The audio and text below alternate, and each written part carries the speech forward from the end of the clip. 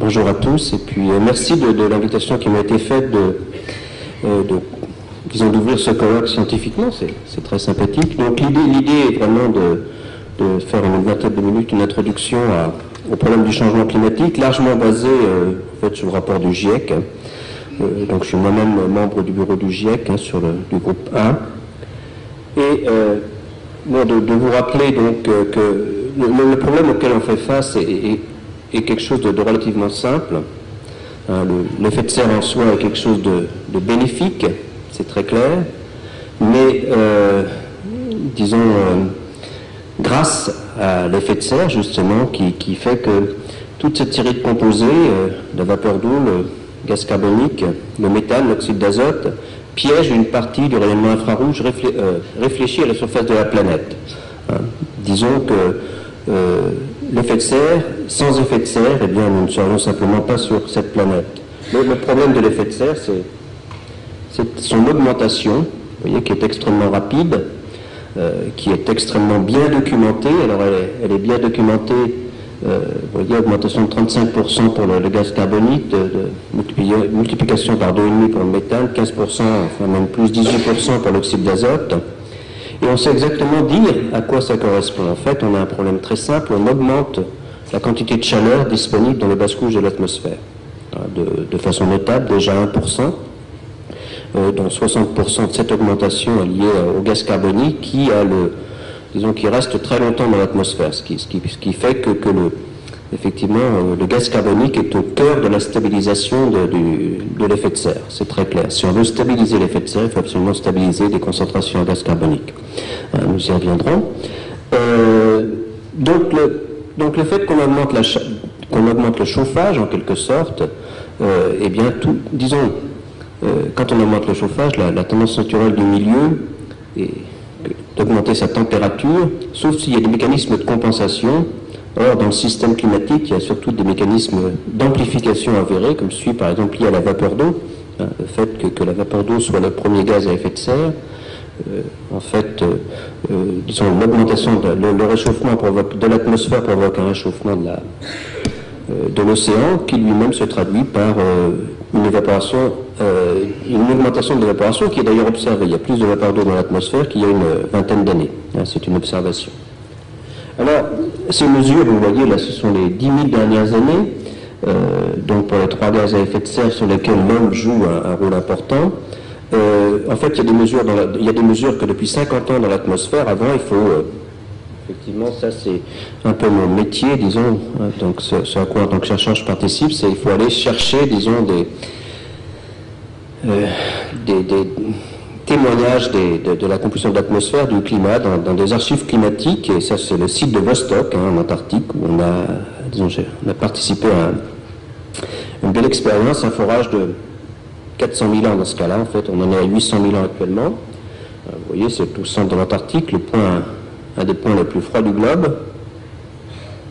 Et donc en fait, on peut reconstruire à partir de la composition de la glace elle-même la température au site. C'est un peu ce que moi je me suis amusé à faire depuis une bonne trentaine d'années, ou même un peu plus. Je travaille depuis 40 ans en CEA en fait.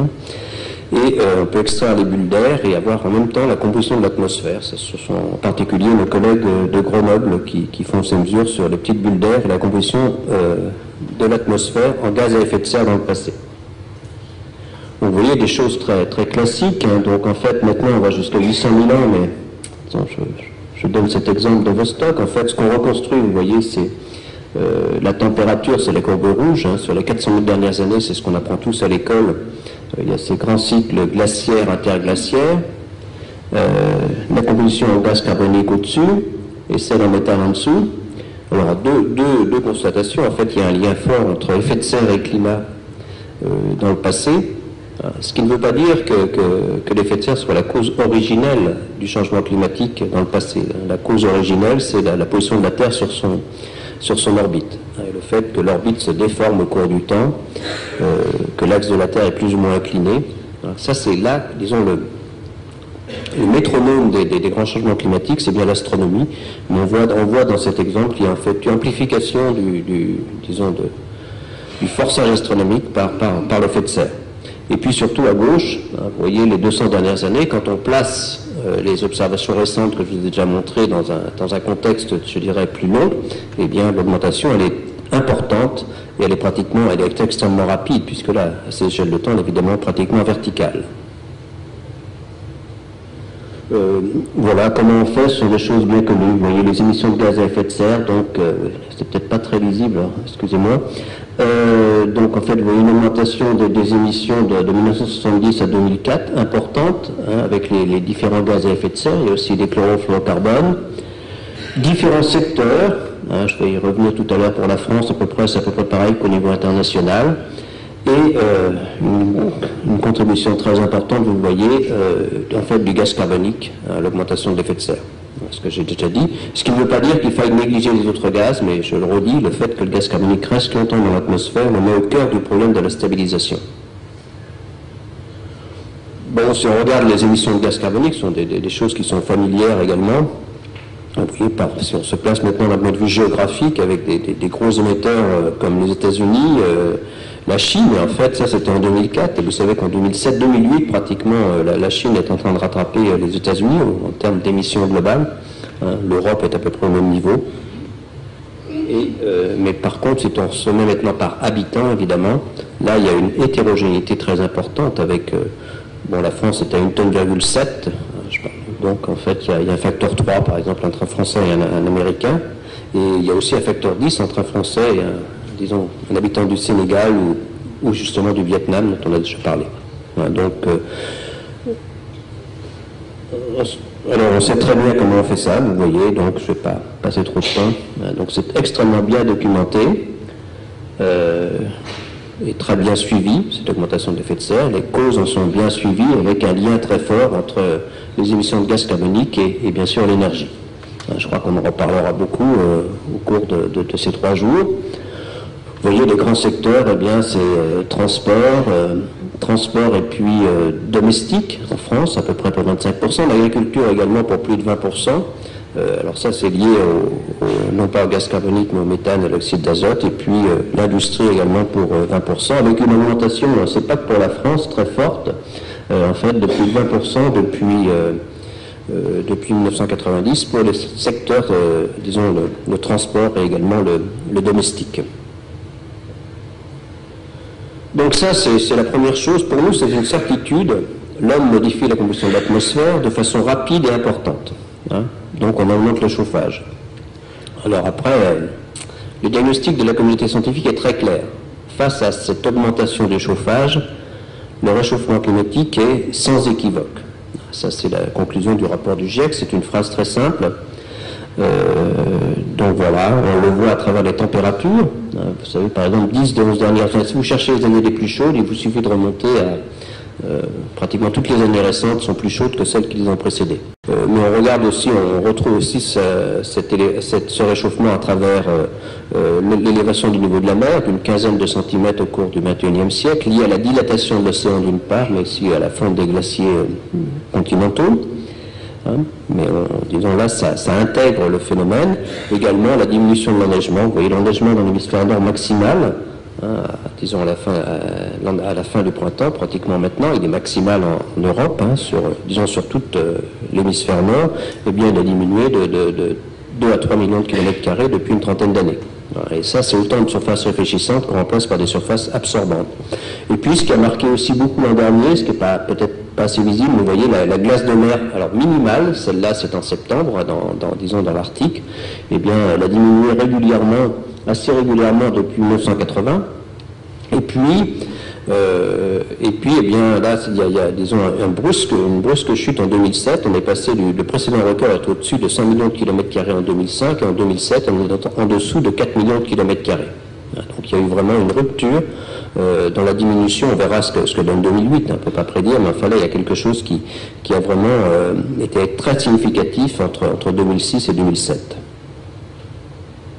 Donc vous voyez, je ne vais pas être trop long, c'est pas homogène évidemment, donc si on parle beaucoup de l'Arctique, c'est aussi que le réchauffement est à peu près 2 fois plus important en Arctique que sur la valeur moyenne. C'est vrai aussi généralement d'ailleurs Pour les continents se réchauffent plus rapidement que l'océan, ou plutôt l'océan se réchauffe moins rapidement que la valeur moyenne, simplement il a du mal à suivre, hein, c'est très simple. Donc ça c'est le deuxième point. Donc pour nous il y a vraiment deux certitudes. Hein. Donc on augmente le chauffage, on change la composition de l'atmosphère, ce sont vraiment nos activités qui en sont à l'origine, et le climat se réchauffe.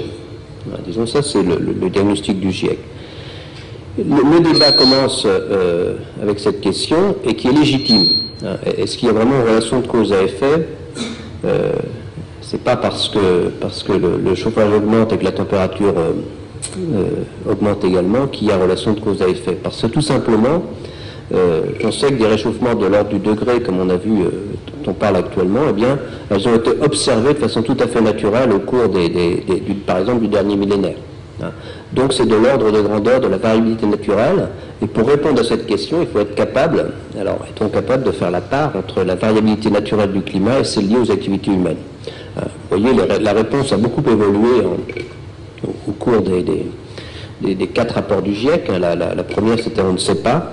La seconde, elle était extrêmement prudente, mais vraiment c'est elle qui a déclenché la signature du protocole de Kyoto en 1995. Il y a un ensemble d'éléments qui suggèrent une influence perceptible de l'homme sur le climat.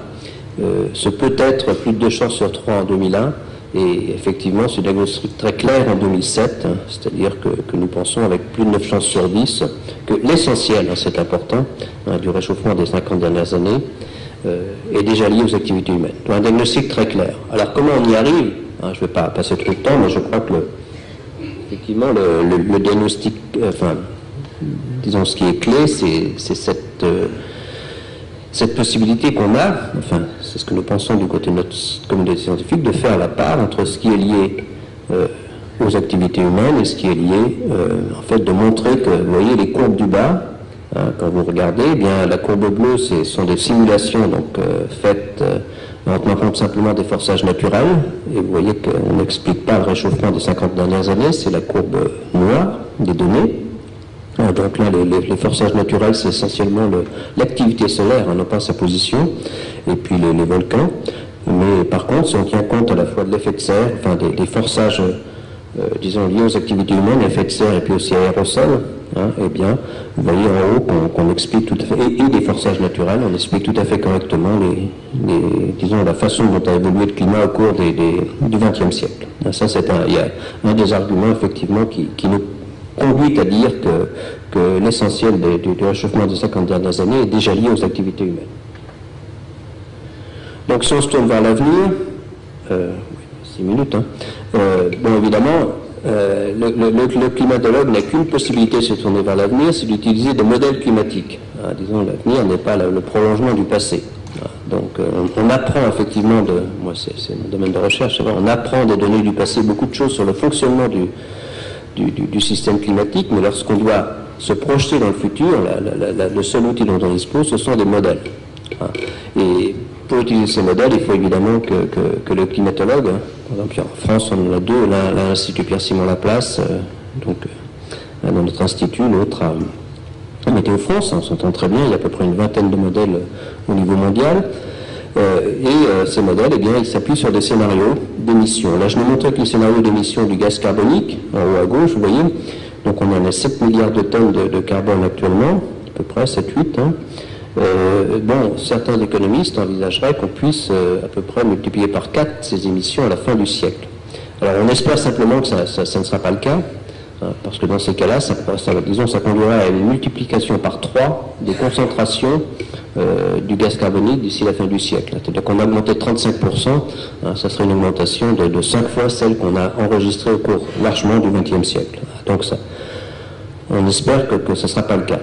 Mais ce qu'il faut bien voir, c'est que même la courbe verte dans laquelle on maintient les émissions en moyenne à leur niveau actuel, hein, eh bien les concentrations augmentent quand même de 80%, entre 70 et 80% par rapport à leur niveau d'il y a 200 ans.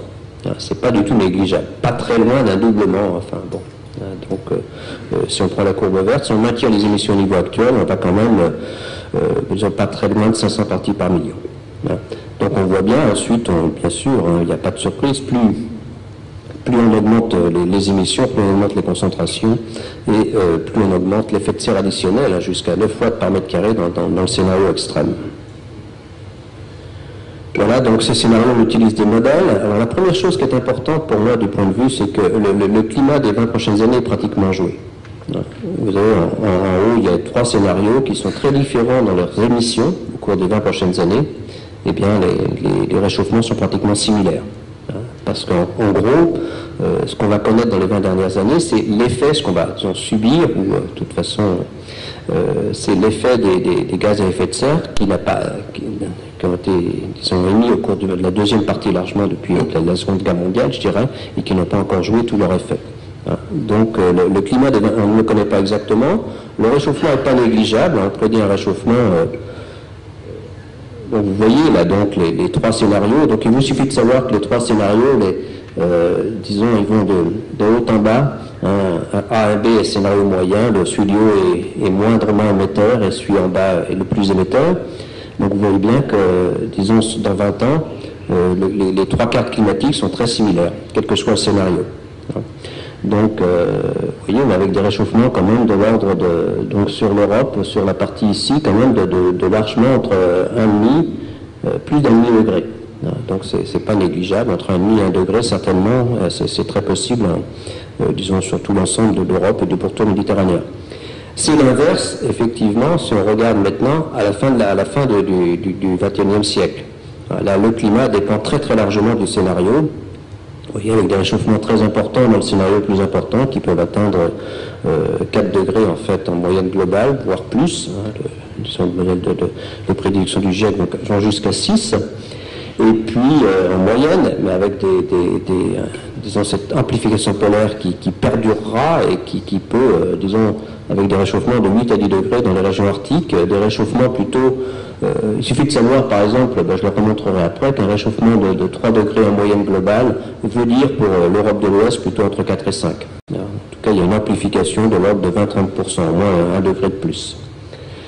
Donc ça, c'est bien à garder à la tête. Donc il y a ce problème quand même assez éthique, hein. C'est très important. En fait, on fait le climat de nos enfants et de nos petits-enfants.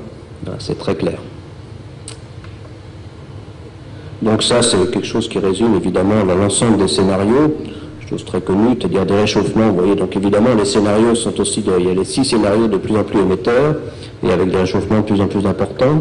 On a quand même une assez bonne confiance dans les valeurs moyennes, hein, donc qui vont, disons, de 2 à 4 degrés de réchauffement moyen. Bon, avec quand même des valeurs extrêmes qui pourraient aller jusqu'à 5-6 degrés, je l'ai dit. Ça, c'est donc à la fin du siècle. Si on prend, donc ça vous montre de façon peut-être plus précise une carte. Ça, c'est le scénario moyen, A1B, des 3 que je vous ai montrés. Vous voyez comme c'est la même carte que celle que je vous ai montrée tout à l'heure, mais simplement, voilà. Donc, même le scénario moyen montre des scénarios, en gros, des 3 degrés en moyenne globale pas loin, mais je vous dis à peu près 20% de plus sur les continents. Voilà, donc c'est des choses très marquées. Bon, ce qui fait plus de soucis en Europe et, disons, en pourtour méditerranéen, c'est aussi le problème lié aux précipitations. Alors, donc les précipitations, là, ce sont les deux... C'est le scénario A et B également. Hein. Simplement, là, je vous montre les températures en haut pour l'Europe, vous voyez, pour nos régions. Et en bas, c'est pour les précipitations. Alors, ce qui est l'Europe pâtira 2 fois des changements climatiques, si on en croit ces prédictions. Le fait qu'il y ait plus de précipitations en Europe du Nord, en particulier en hiver, plus d'événements extrêmes également de précipitations, est très propice à un accroissement des inondations.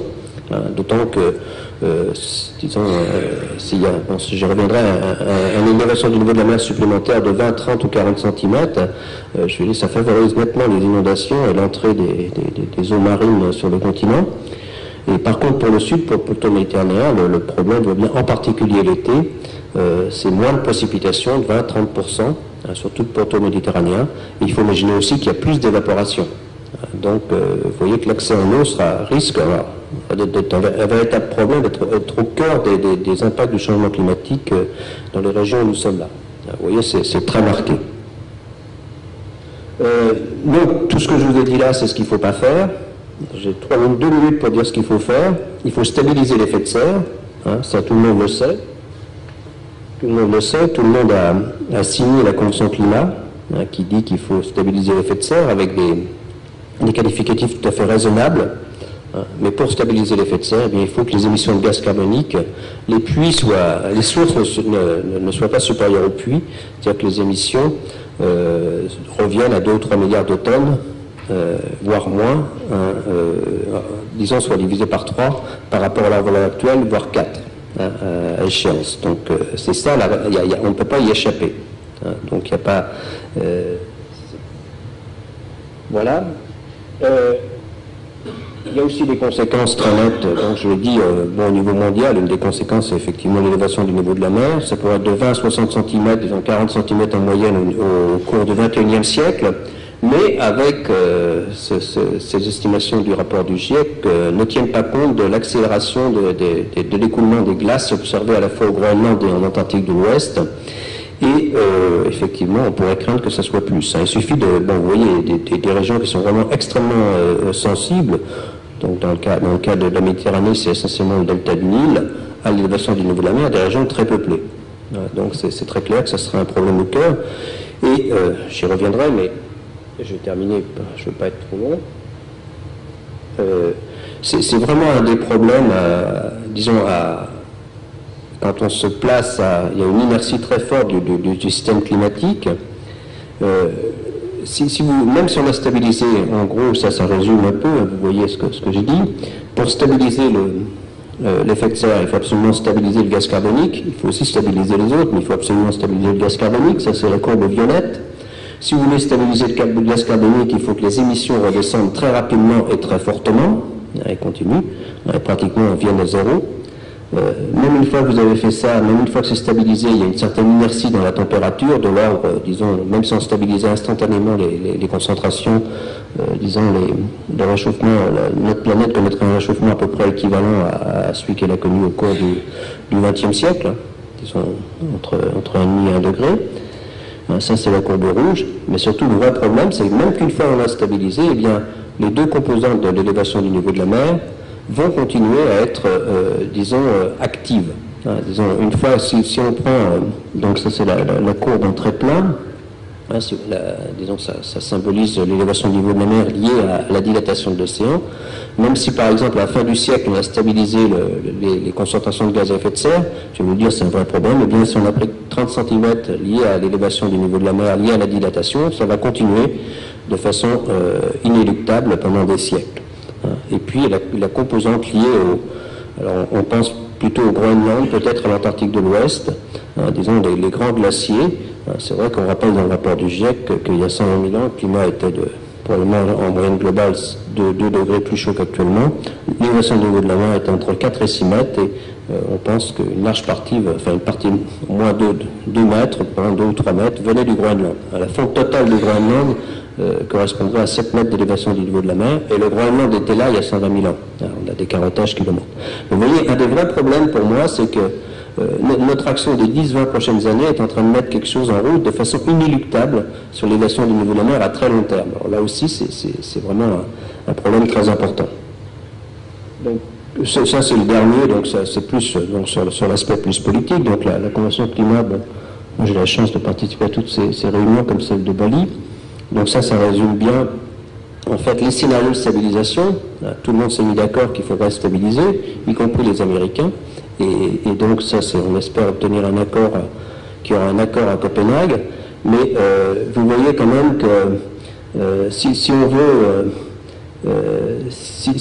veut diviser par, si on veut, disons, maintenir le climat à quelque chose de raisonnable, c'est-à-dire on aura beaucoup de mal à éviter un réchauffement de moins 2 degrés par rapport au climat actuel. L'Europe a placé la barre un peu plus haut, parce que l'Europe souhaiterait que le réchauffement n'excède pas 2 degrés par rapport au climat d'il y a 200 ans, c'est-à-dire 1,5 degré par rapport au climat je dirais, de la fin du XXe siècle.